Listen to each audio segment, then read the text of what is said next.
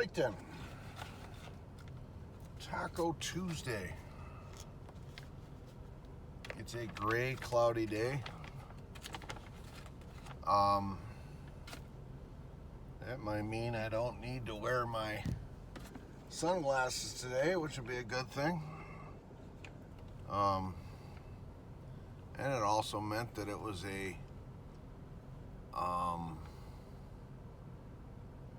relaxing ride into work. I didn't have to worry about deer. I still went slow because I'm actually early. I'm kind of settling into a groove here in regards to work and the processes I go through in my mornings, you know. We all develop routines and habits and patterns and things like this. Humans like consistency.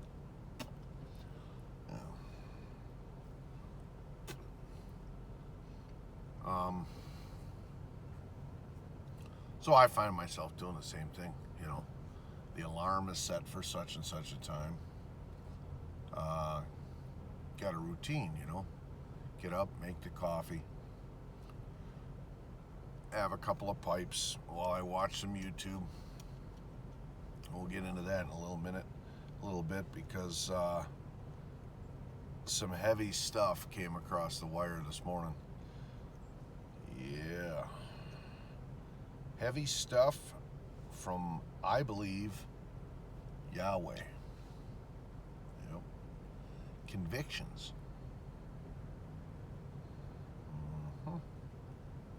Two of them in particular. But anyway, remember, call me weird, but I think he speaks to me through YouTube. Steers me in directions that I need to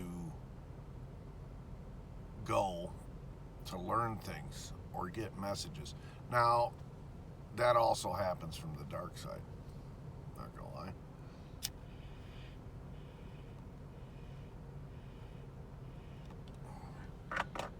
There's some stuff I've been watching that's not so good. Yeah. But anyway, so it's a gray day. It might rain. I didn't look at the forecast, but that'll be good for my grass seed. Yeah. It's coming up, but it's blotchy. And when I was in the yard yesterday, I noticed that there's still some seeds that never germinated. So I'm really hoping those get with the program, because I applied it pretty evenly. Took my time with that.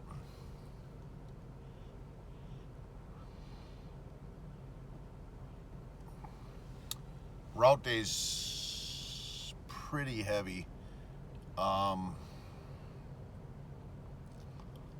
I've got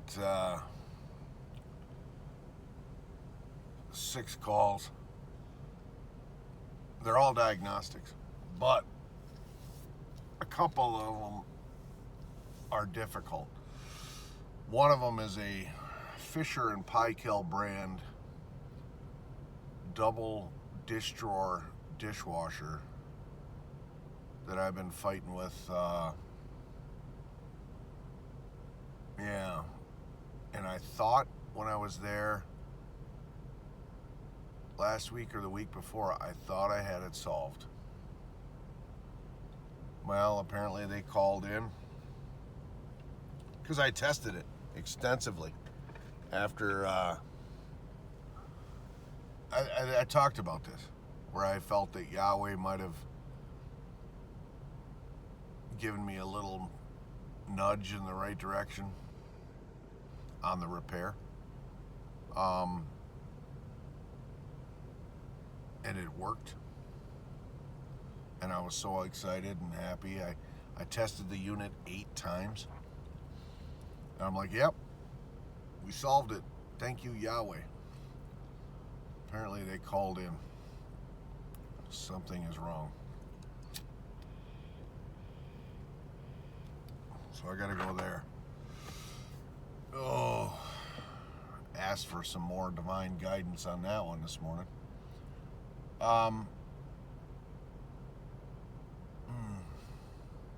You would think the divine guidance would have solved it the first time when I asked for it.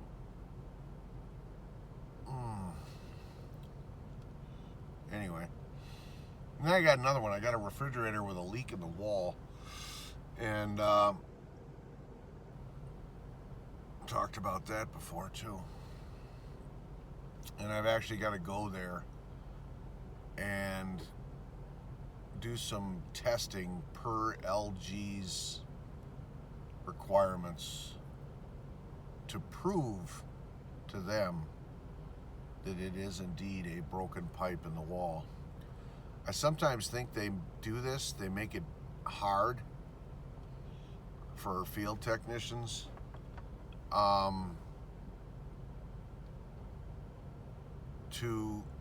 In a way, they insult their intelligence. Yeah.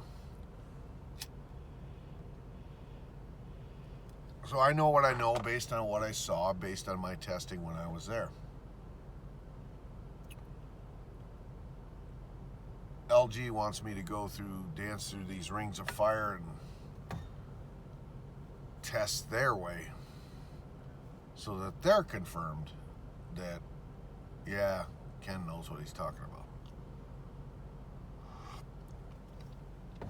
So I think I actually have to do a video teleconference with them. And they're going to walk me through some extensive tests.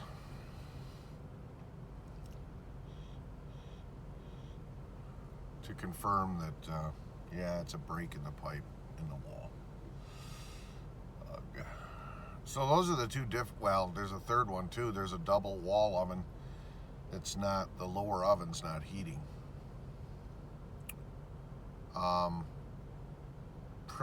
Preliminary diagnostic on my part is a blown thermostat. All ovens have a high limit thermostat on the back or somewhere on the unit that protects them from a runaway situation, and if it overheats, it snaps that thermostat and then it cuts power to that oven to stop a house fire. Dryers have the same thing.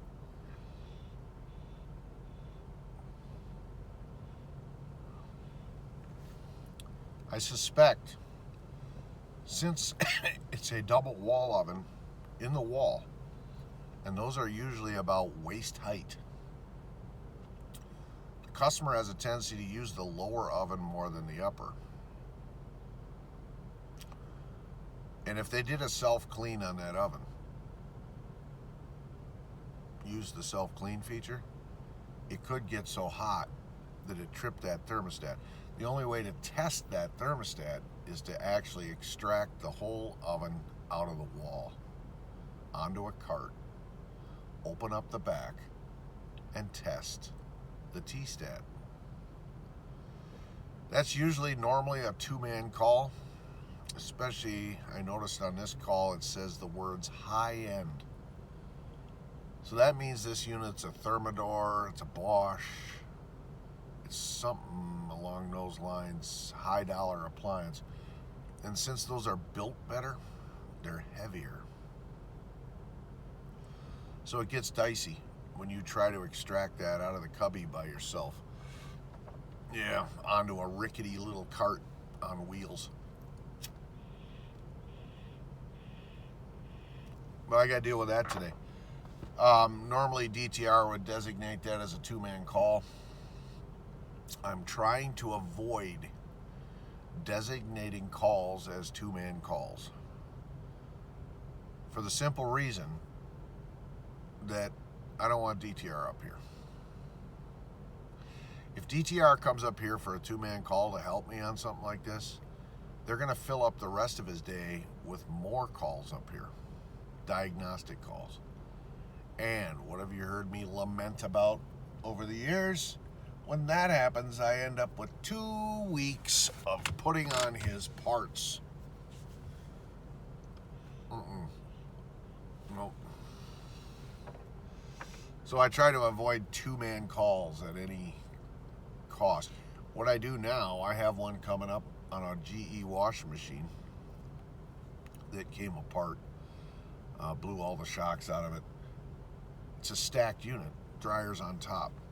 Customer appears to be fit and healthy. And what I told him is, can you make the unit accessible for service? Meaning, can you take that dryer off the top of there and have the washer sitting out where I can work on it easily? Oh, sure. My neighbor down the road, he'll help me get the dryer off of there. Thank you.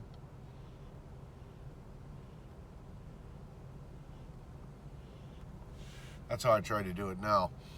In fact, I had one customer who was a lady, and stacked unit. I had to put some boards in an LG washer. I show up, units are stacked, and she was a younger 30-something strapping individual, and she helped me get the dryer off the top.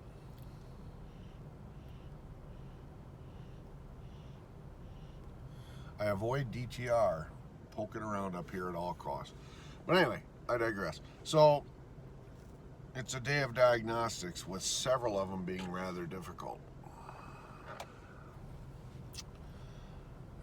I like challenges, but I'm in mental overload right now, and I could use a break. I'm getting burned out. I haven't taken a vacation in a while. So, that being what it is, my dad and I have been in talks as to him coming up to see the lake house. As a shadow investor of sorts, I want him to see what his six-figure dollar amount went towards. Yep. Give him the tour. He also wants to come down to the trailer and see my progress on the trailer. Yeah. My dad has always had a interest in remodeling, woodworking, things like this. Now, he's not a very good woodworker, from what I remember, but he gave it a college try, and we got the same interest in that. So he and I have been in talks as to him coming up.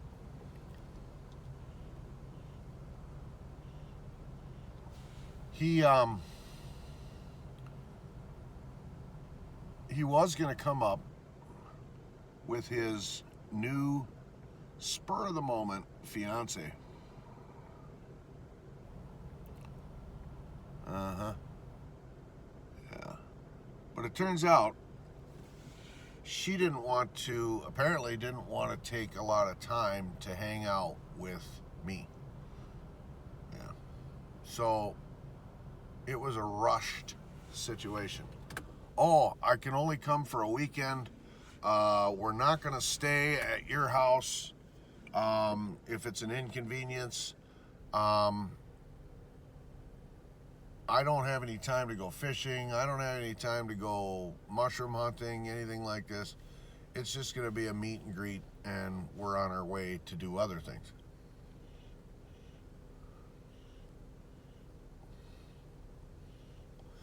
I think this poor man is feeling the same pressure that I feel when I get with a woman in a relationship. The pressure to entertain them. Yeah. Yep. Just a theory. But based on his statements where he was going to rush our visit, he was going to forego things for himself like fishing and tooling around out in the rowboat and exploring like he likes to do, nature. He likes to just take a rowboat and just nudge it into a swamp, the shore of a swamp, and just sit there and watch nature. Okay. I'd rather sit on my bug-free screen porch and watch nature. To each their own. But anyway, he was going to blow all that off and make it a rushed, hurried visit. Just to see the house, just to hang out and talk, introduce me to the new wife, and be on their way. I think he too feels pressure to entertain his partner, to keep them interested so it's not a boring relationship. Or in his case, to educate her on his history and his past and his life. Going to places he grew up, places he's been that were of interest to him, things like this. That's just my theory. Well, things have changed. He dropped the bombshell that he was going to get married in 2 weeks after only dating her for 6 months. Then he drops a bombshell a week later. No, the wedding's off. It's not going to work out. We're not compatible. Yesterday when I talked to him, he dropped another bombshell that, okay, we're back together. And I think where we went wrong was we moved too fast. He's correct. But I think he moved too fast for a reason. And this has to do with some of my convictions that came through YouTube this morning.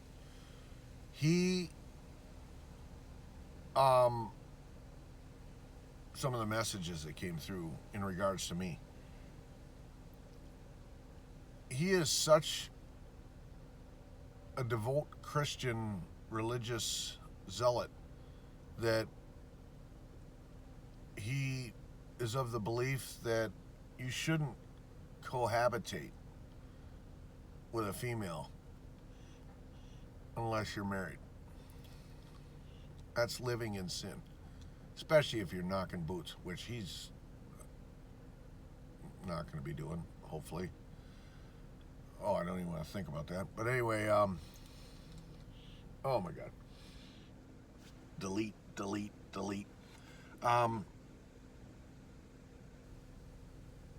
I think he's such a hardcore hardliner on this that he doesn't even believe in living with a woman under the same roof in a day-to-day pseudo mock marriage type relationship. I think he believes that's out of line.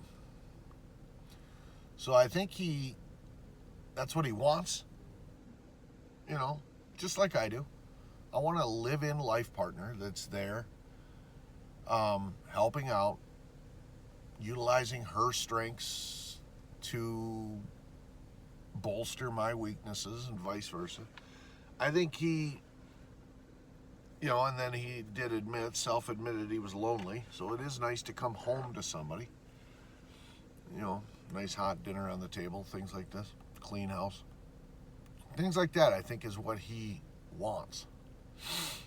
And he wants it so bad, but yet he wants to follow God's guidelines as to how that's supposed to take place, that he believes you got to be married to live in the same house with somebody of the opposite sex like that you care about in a relationship. So he jumped the gun. Yep. Now, that being what it is, I think he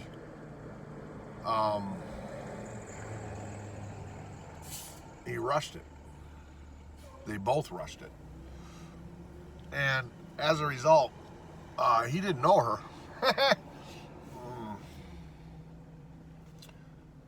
But he indicated that they're back together, working on things and working it out. All right.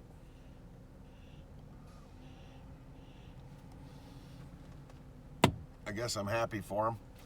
He won't be lonely. But I told him the golden rule of relationships from therapists, psychiatrists, and relationship coaches is you should be with, and most of these people are coming from a secular side, and cohabitate with that person for a minimum of 1 year, possibly 2 years, just to see if you're totally 100% compatible. If you can literally live together cohesively, and it's going to work and stand the test of time. So I told him that. I told him the golden rule. All I heard was crickets, but hopefully I registered.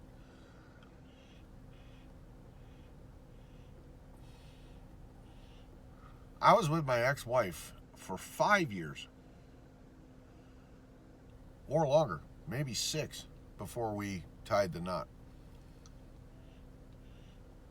And the only reason I tied the knot was because of peer pressure from my parents, giving me the religious pressure.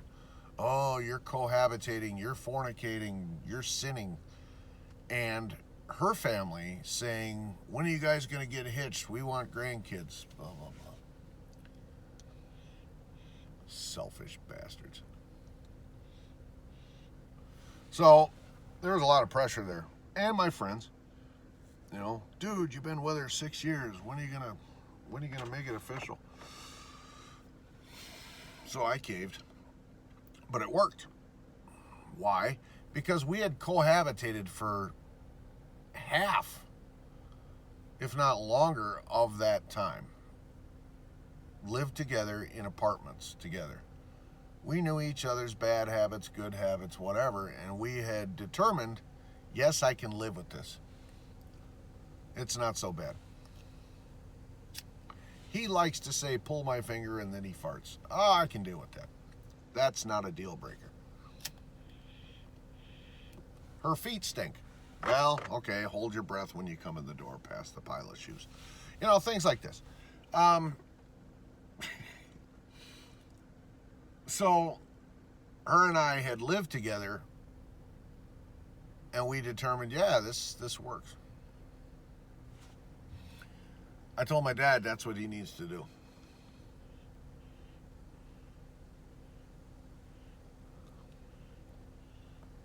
A lot of marriages fail because you get married too quick and then you realize down the road, oh snap, I didn't know she wasn't good with money. Oh boy, I didn't know she had a drinking problem. Oh boy, this and that. You know what I mean? So take him for a test drive. Yeah. Now his hard religious viewpoint, I think, is that even that, living together as roommates, cohabitating as roommates, is a sin. No. It does say in the Bible that it is a sin to fornicate, knock boots, before marriage. Sex is reserved for marriage. That's clearly stated in the Bible, but there's nothing in there about how you can't have a roommate.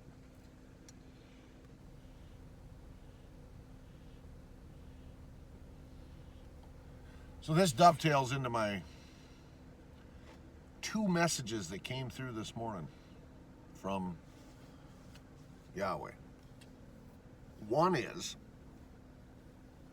what Scrunch and I are doing is partly wrong. The boot knocking. This weekend alone, I sinned 4 times. Or was it 3?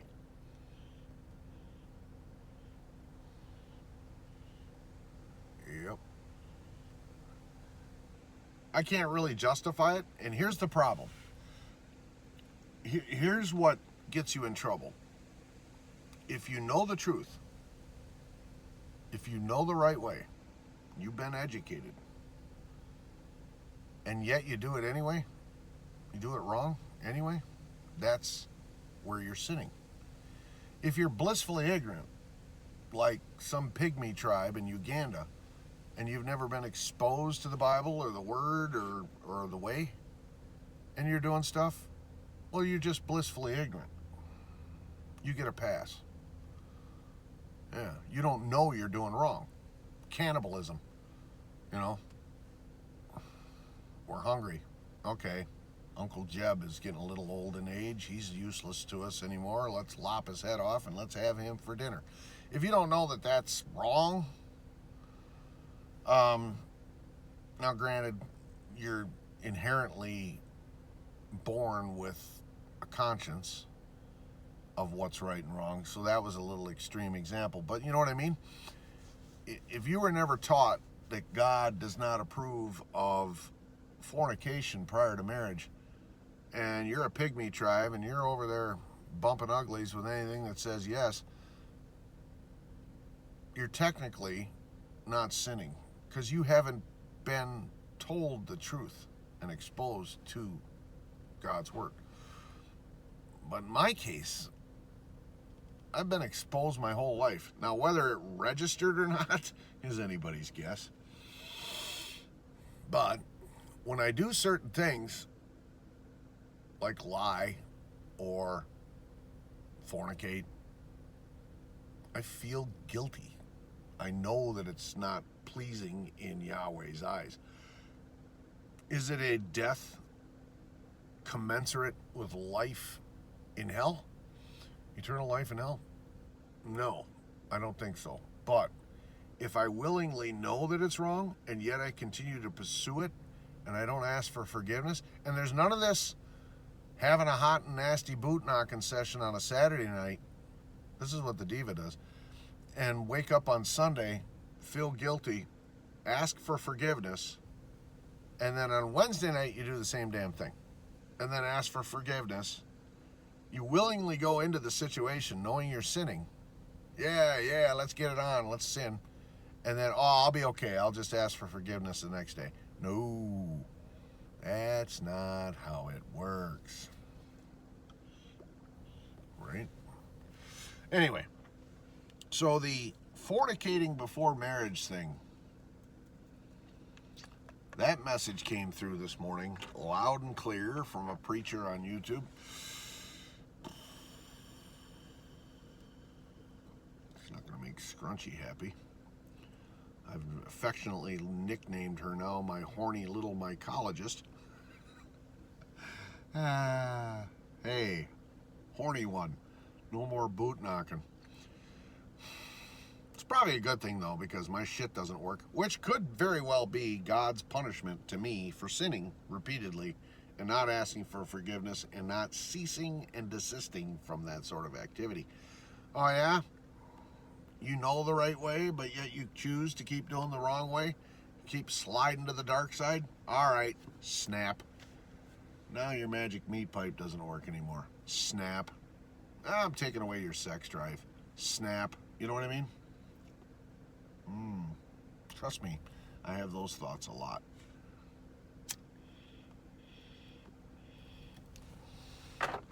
Remember, God sees all and he can do all. Yep. God giveth and God taketh away. So that's one message that came through this morning. The other one was church.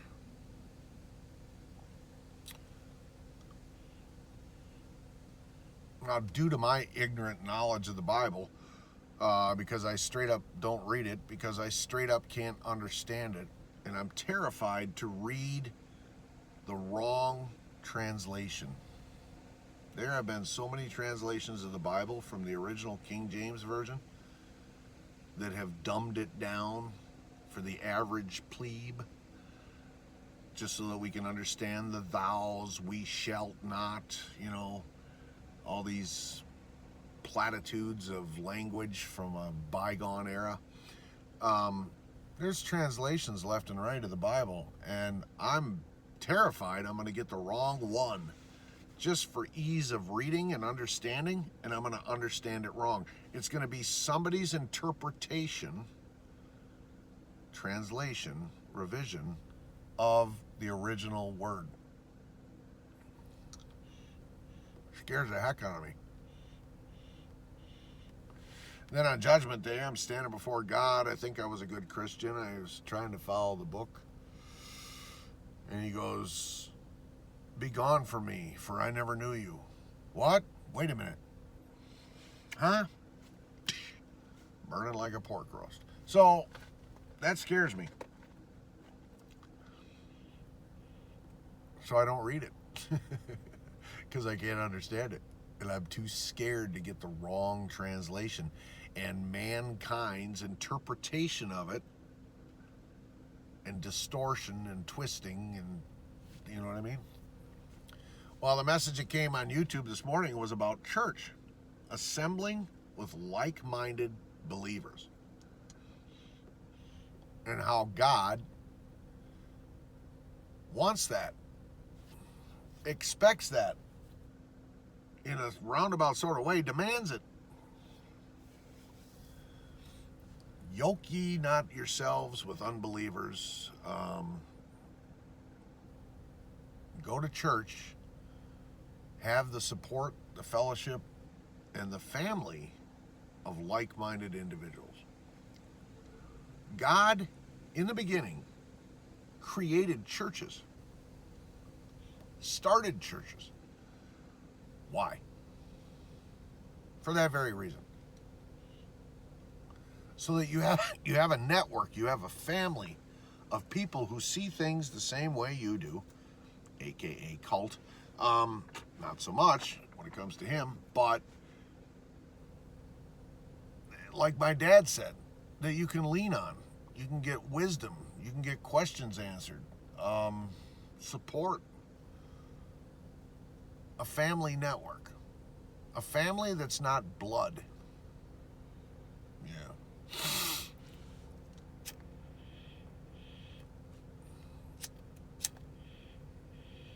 God started a lot of churches, founded a lot of churches, had his disciples build, start, run churches. Well, he's not doing that for a hobby. He's not trying to be social networker of the year or anything like that. There's a purpose behind it, right? There's a purpose in everything God does. That being what it is.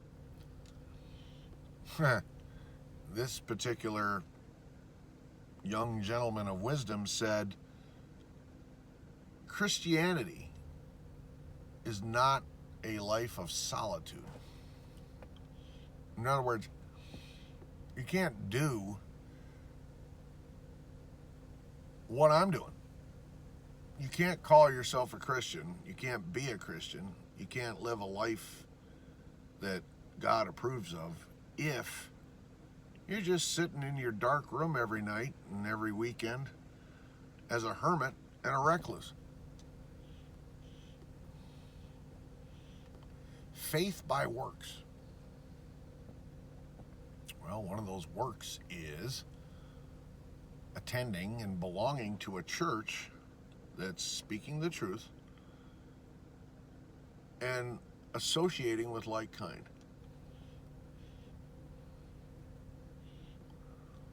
So I guess we do that. Scrunch has already expressed acceptance and interest in going to church with me. My dad is coming up, not this next week, but the week after. I think for the whole week, hopefully. He emphatically said, we will be going to that church up there by you, for sure. He put his foot down. All right. If I'm going to try to walk the path of the straight and narrow, there's got to be some changes. In order to receive blessings from God, this is my opinion, There's two ways you're going to receive blessings from God, or two reasons you're going to receive blessings from God. Number one is like what's happened to me.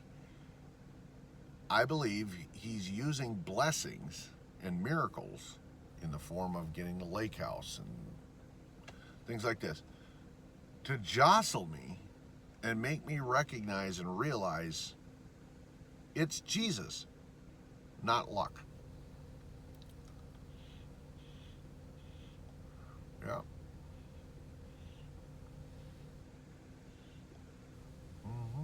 It's not good karma. No. That's number one. Number two, going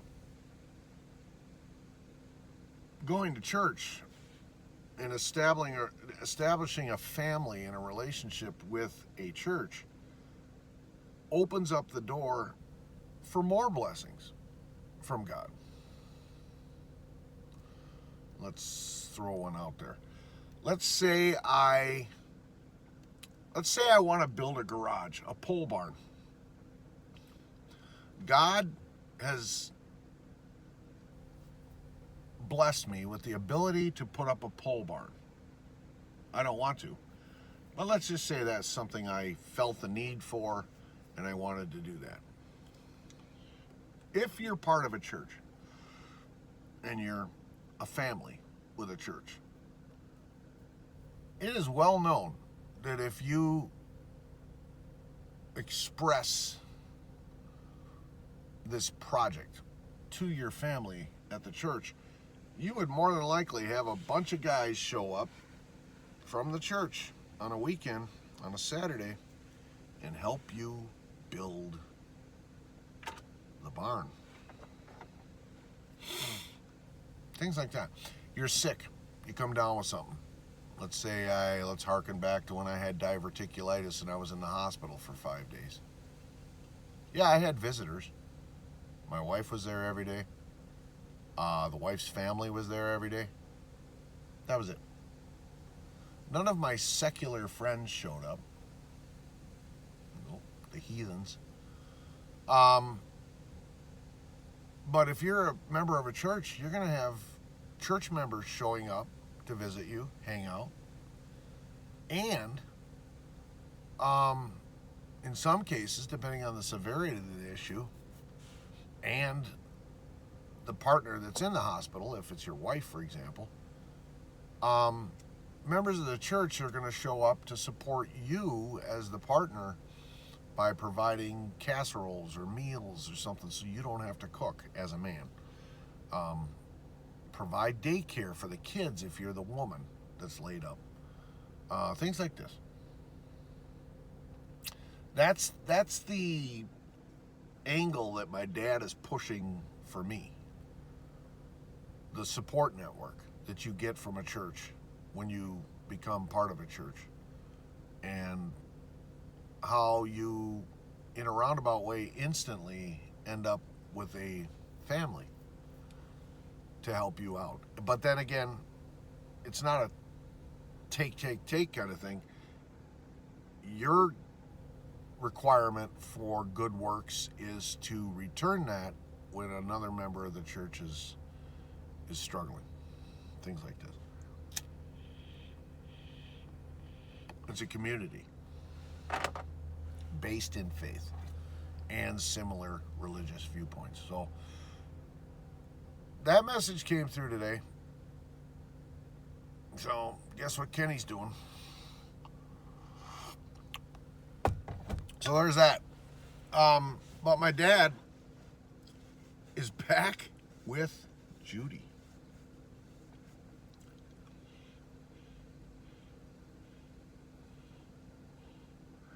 But in 2 weeks, he's coming up. Not this next week, because that's bike week up here where I live. And it's noisy, and it's busy, it's dangerous. A lot of traffic, a lot of possible drunk drivers, things like this.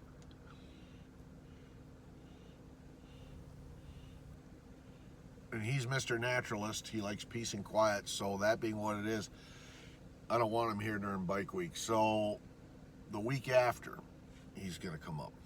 And I took some vacation days in conjunction with a weekend. and we're gonna hang out.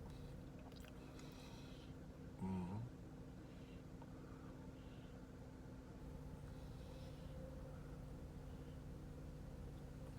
Yep. So that's that. What else? Oh yeah, pleasant little surprise in the mail yesterday from the county that I now live in. You owe back due property taxes on your house. What? For the year 2024. I didn't own the house in 2024. The tail end of it, I think, Scrunch and I bought it together. I think.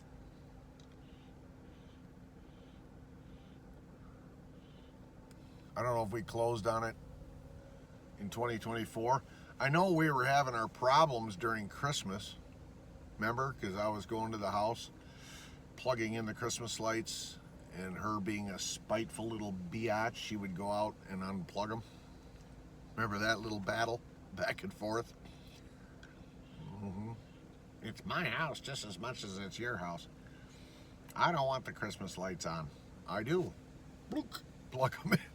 Yeah. Power struggle. Yep. Remember that? So, I think we own the house in 2024 because she was literally living there and I had Christmas lights up. Now I have a proclivity to leave Christmas lights up for a while just because I like them so much. But, so there might have been the tail end, the very tail end of 2024 that we own the house.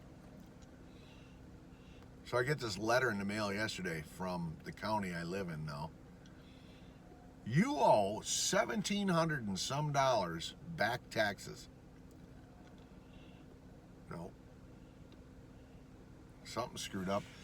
Now, when you set up a mortgage, you have something called an escrow account, and the taxes are supposed to be paid out of that escrow account, right? Automatically. You don't even have to worry about it. The bank takes care of that for you. What happened there? What I'm thinking is the former owner of the house defaulted on their taxes for the year, for 3/4 of the year of 2024. My taxes for the lake house are around $2,000 a year.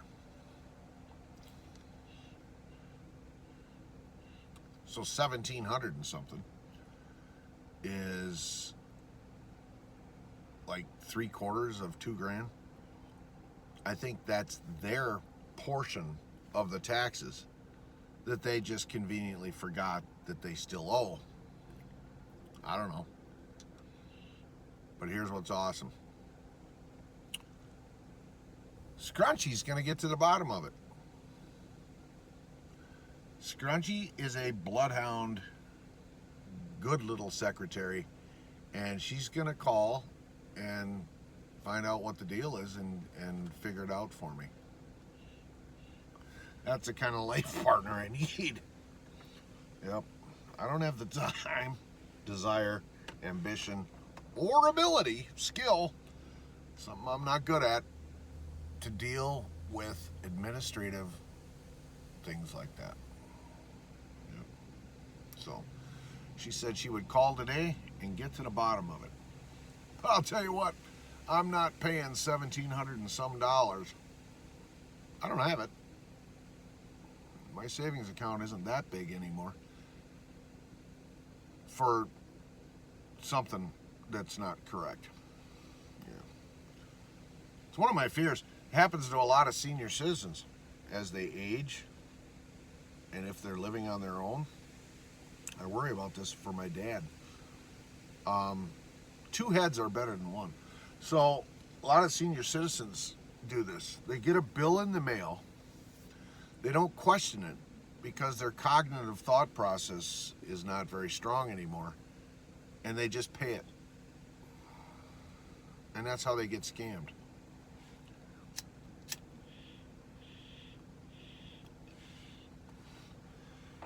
Now, I already know that I lack cognitive reasoning and stuff like that when it comes to stuff like that. I would rather go to sleep at night knowing that, okay, the bill is paid. All is well. So I probably would have the tendency to not question things and just pay it to make it go away. If I had the ability to do that. And I'd get fleeced. Or I would double pay on something.